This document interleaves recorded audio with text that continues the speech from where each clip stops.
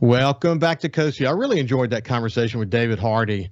What he brings to the table in terms of understanding, not just as an architect. I mean, certainly he's a good architect, and his story is very compelling. But what he brings to the table in terms of understanding how to bring value to a community, how to build a great community, and his commitment over so many years, what he did after Hurricane Katrina, the work that I did working with him after Hurricane Katrina, and since then. I mean, he really personifies the kind of leader that we need in coastal Mississippi, who not only brings incredible talent to the table, but brings a commitment to the community to build a great community.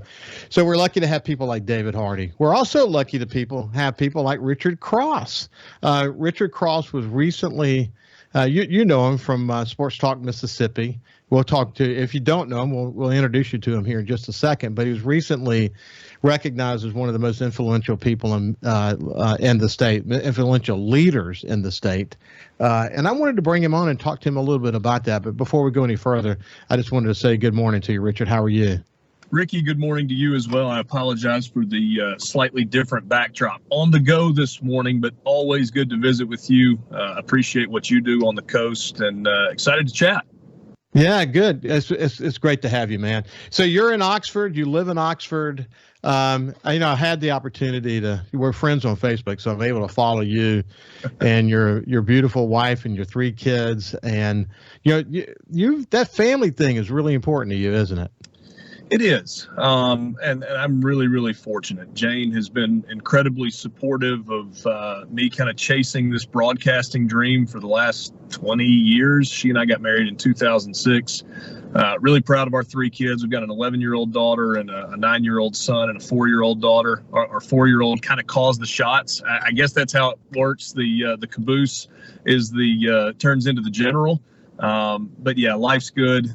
We're fortunate to live in Oxford, fortunate to be in a spot that cares as much as the city of Oxford and the community of Oxford does about, public schools. We got a great church family. Obviously living in a college town has been really important to us, and it allows a place that's relatively small when you talk about population, about 25,000 people. Certainly Oxford is growing to feel a lot bigger than it actually is. So it's been a really, really good spot. We moved here when I was 8 years old, and I'm proud to call Oxford home. We're going to talk about a lot of things, but I think one of the reasons why you're influential is because, number one, just on the sports scene, people trust you. They know you. They've gotten to know you. You're obviously your work is going way beyond Oxford, and we can remind people some of the stuff that you're involved in today. But you're just a smart guy who pays attention to the world and what that's all about. And you've got some experience that certainly is outside of sports, and it's been fun kind of following you. I mean, we know you because I like, for example, you most recently have been working with Ole Miss baseball, and the reality of Ole Miss baseball is that they are incredibly relevant right now and being number 2 in the nation. And the most recent set of games that you had the opportunity to cover really kind of put them in a position where they're kind of the real deal. I mean, after that round with UCF, and it's good to be able to follow it closely in that way, isn't it?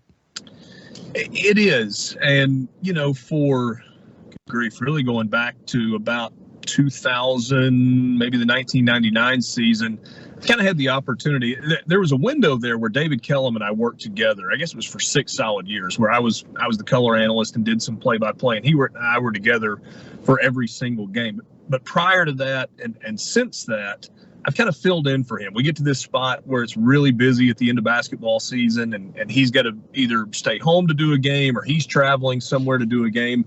And Ole Miss always takes one road trip out of their first 4 weeks. So the kind of the schedule that they go with is they play 3 home series and 1 non-conference road series. And I've been fortunate for most of the last 20 years to travel with them early. And so I get a really nice glimpse. Fortunately, it's been a lot of winning along the way under Mike Bianco, and leaving, the unpredictable weather that we have in Mississippi this time of year behind for a weekend, and going down to Orlando where it was 82 and sunny for 3 straight days was nice. But I'm a baseball guy, Ricky. I am at my core. I love basketball. Certainly, I love football like everybody in Mississippi, but baseball has always had a really special place for me.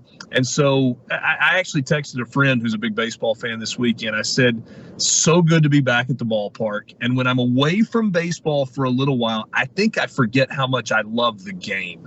And so it was pretty cool. It was a good weekend for Ole Miss. They won 2 out of 3. You mentioned number 2 in the country. This is a good team. It is a good team. And, Mississippi State, I think, would have hoped they would have gotten a better start to the season. But yeah, I guess your position on them would be don't give up on them because they have a winning culture and they know how to win, right? Yeah, they've won big and, traditionally get better as the season goes along. Mississippi State has figured out the formula for winning in the postseason. And I don't say that because they won a national championship a year ago. That fan base is so good, and they seem to lift Mississippi State at the right time of the year. You get to Starkville and a regional setting or a super regional setting. I think you'd be crazy to bet against Mississippi State. Chris Lemonis has done a great job. It appears as if they're dealing with a pretty significant injury with Landon Sims, who might not pitch again. Hopefully that's not the case, but kind of looks like it might be. They just hadn't swung the bats, and they hadn't played good baseball. It's a really talented lineup. They're on the coast this week for those 2 midweek games against Texas Tech. Thought the crowd support in game 1 on Tuesday night was just absolutely off the charts. Over 6,000 people there. MGM Park was packed to the gills. Looked fantastic on television for that game. And I hope that that's something that not only Mississippi State, but that Ole Miss does in the future as well. Comes down and plays some games on the coast. That Mississippi Gulf Coast is so important. There's so much LSU influence down there, and you got some bleed over of Auburn and Alabama. I think it's important for our teams that are in the northern half of the state, Mississippi State and Starkville, and Ole Miss, obviously, and Oxford, to make sure that the Gulf Coast is a part of Mississippi in the way that they approach it as well. For people who are regular SuperTalk listeners, they have the opportunity to hear you and Michael Borky and Brian Haydad go at it on your SportsTalk program. But you've got a good team there, don't you? Yeah, you're talking about the Ole Miss team?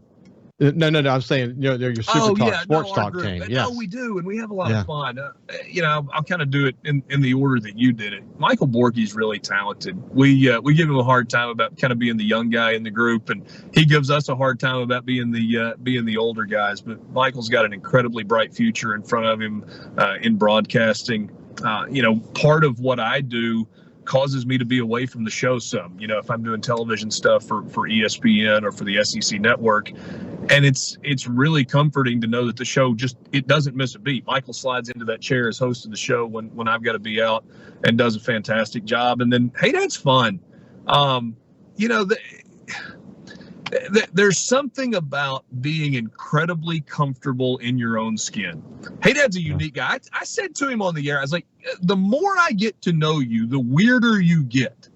But I meant that, like in the nicest way possible, because he's just who he is. He doesn't have to go on some exotic vacation to relax. Hey, Dad might just take a day off and be like, what are you doing? He's like, nothing. What do you mean nothing? You took a vacation day. What are you doing? Nothing, man. I'm not leaving the house today. That's him. That's who he's comfortable being. He's great over a grill. He is an encyclopedia when it comes to Mississippi State sports history.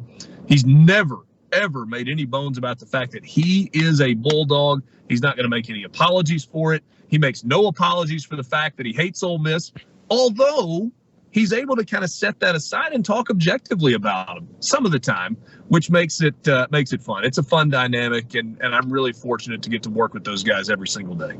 It's a great dynamic, but it's interesting the way you talked about sort of Michael being the young guy in the group. I sent you a note about this because I think it's kind of notable. I wonder if the approach that we're seeing at Ole Miss football now, and we're coming over to football for a second. You look at the success that they're having in the transfer portal right now. Mm-hmm. The way that Michael Borky described, he said they're absolutely cleaning up. To what extent is this about the way certainly you look at Harkin and what he's having to deal. Excuse me, Harsin, what he's having to deal with over in Auburn. To some extent, you're developing a culture there that kids want to play in. Is that one of the reasons? I mean, it's beyond just this commitment to winning, but why are we having so much success at Ole Miss with the transfer portal? It's a good question, and I think, Ricky, the thing that maybe is more valuable than anything for a head coach, and whether you're talking about football or any other sports, is the fact that some coaches are real. Lane Kiffin is real. He knows who he is. He knows what he's trying to do. He's not really worried about what other people are saying about it. He just gets it. You got coaches also that have trouble with that, right? That sometimes are trying to be something that they're not. And we can pick up and talk more about that. Why don't we do this? Let's pick up on the other side, because actually this whole notion of, are coaches in touch with their players, and do they really understand the sort of changing sociology of coaching? It's just an interesting part of the story. Anyway, when we come back, we'll continue our conversation with Richard Cross on the other side. See you after this break. Welcome back to Coast Vue. We have Richard Cross here, who's a host for SportsTalk Mississippi, and he does play-by-play and other color and analysis for ESPN and the SEC network. And he's someone that Mississippians trust. It's one of the reasons why he was recently identified as one of the top 50 most influential leaders in the state. And when we went to break, we were talking about Lane Kiffin and how real he is, and some of the challenges that Harsin has been having. I mean, there's just really no doubting the reality that Lane Kiffin has figured out how to attract players in this new age of the transfer portal. Why don't you continue your sort of analysis of that? Yeah, so Ricky, I mentioned a second ago, being comfortable in his own skin and being real. I mean, Lane Kiffin's not trying to be something that he's not. You got other people that kind of try to mimic what Lane Kiffin does in the social media spaces or the way that he kind of does interviews or talks to people nationally. And I think it's hard to mimic that. You kind of got to be who you are. If you are a disciplinarian, if you're a tough guy, you got to be that, but you've also got to figure out a way to relate to your players. Lane Kiffin does the things that he needs to do in terms of kind of building culture within the team. From the day that he was hired, first day that he was hired, Lane Kiffin has talked about roster management and kind of the changing landscape in college athletics. And with the advent of the transfer portal, with the ruling that the NCAA made last year about the one-time free transfer, so you can go to another school without having to sit out a year, Lane Kiffin has fully embraced that process. And I think there are a couple of reasons. One, he does have a professional background, right? I mean, he was the head coach of the Raiders, youngest head coach in the history of the NFL. And so he understands the roster management piece and dealing with free agency. And this is kind of de facto free agency in college football. And I think that's a space that he is comfortable in. That's number one. Number two, the reality is Ole Miss, or Mississippi State, if you want to make it a little bit wider, is not going to recruit exactly the way that Alabama does. They're not going to recruit exactly the way that Texas A&M is now, or that LSU does, where they can load up a class that out of 25 signees has got 4 or 5 5-stars and then 16 4-stars, and they just fill it in. The Ole Miss is just not going to be able to do that on a year in, year out basis. And so his approach to recruiting has been, we're going to target a dozen to 15 guys out of high school that can serve as a foundation for the program, that maybe have got a little bit of time to develop and are really, really elite players. We can go sign half of a class with that type player, but maybe we can't do it with a full class. And then we're going to go out and we're going to go get the best players that are available across the country through the transfer portal. In his second year with the program, it worked really well. You look at the guys like Chance Campbell, a linebacker who came in and was a huge impact, and Jake Springer, who was a huge impact player, and others who transferred in and made a difference. And now they've hit it big at the quarterback spot with Jackson Dart. They've added a bunch of other pieces through the transfer portal. And I think, I keep hearing the argument that, you can't do this over and over. And my question is, why can't you do it over and over? It's about managing your roster, filling your needs, and then eventually trying to build depth. It has, on the front end, been about filling immediate needs and hoping we stay healthy. And going forward, it's about filling needs, but also building depth so that you're not one injury away from it feeling like the season's going to fall apart. So I mentioned Harsin, and I know this is not a Mississippi school, but people I think have watched the situation there, and I really thought that he didn't have a chance in heck, and now you're seeing most likely he's going to be given another chance. And then at the NFL combine, you had 3 Auburn players that have shown their support for him, but it's a really, really kind of messy situation. What are you hearing around the network? Well, I mean, Auburn is it's a unique place. They're incredibly passionate, but they live in the shadow, whether they want to admit it or not, of Alabama and the greatest coach in the history of the game. And kind of we're in the middle of a run that is maybe the greatest dynasty in the history of college football. And so I think that raises the stakes for Auburn. Auburn has never been a place that has been terribly stable when it comes to coaches. And so in an era where the coaching salaries are as exorbitant as they are, and the pressure to win because of what's happening in Tuscaloosa is as magnified as it is, the amount of rope that a coach gets is really, really short. Now, you're not used to seeing a guy being run out after 1 year, and that's nearly what happened this offseason. I think there was a culture clash, a personality clash. All those things happened, and the power brokers that are involved with Auburn, they didn't like it. I mean, if you go back to when Brian Harsin was hired, Alan Green, the athletics director at Auburn, he ran a little bit of a coup. He listened, and he let kind of those people that were trying to control the football coaching search have their say, and then he did what he wanted to do. He went out and hired his guy as opposed to their guy. It could be that makes Alan Green's days numbered because that's now on him, but also you got people that are used to getting their way that didn't get their way, and they're kind of trying to get back to that spot. It's a fascinating situation. It's going to be a tough spot for Auburn going into this 2022 season. Well, I wish we had planned to spend more time together because I wanted to, the next time we talk, I want to talk about some of the stuff that you've done outside of sports and why you're so able to like sit in for Gerard or Paul. I think you pay attention to world events, and that helps you be a better sports guy. And most sports guys are smart guys to begin with. Most people realize that. But if you don't, I mean, certainly Richard's one of those guys. But I appreciate you visiting with me. Congratulations on being recognized as one of the most influential people in Mississippi. I'm not surprised by that at all. And have a great day, my friend. Ricky, thanks. Always enjoy visiting with you and look forward to talking to you soon. You bet. Take care. And we will see you tomorrow.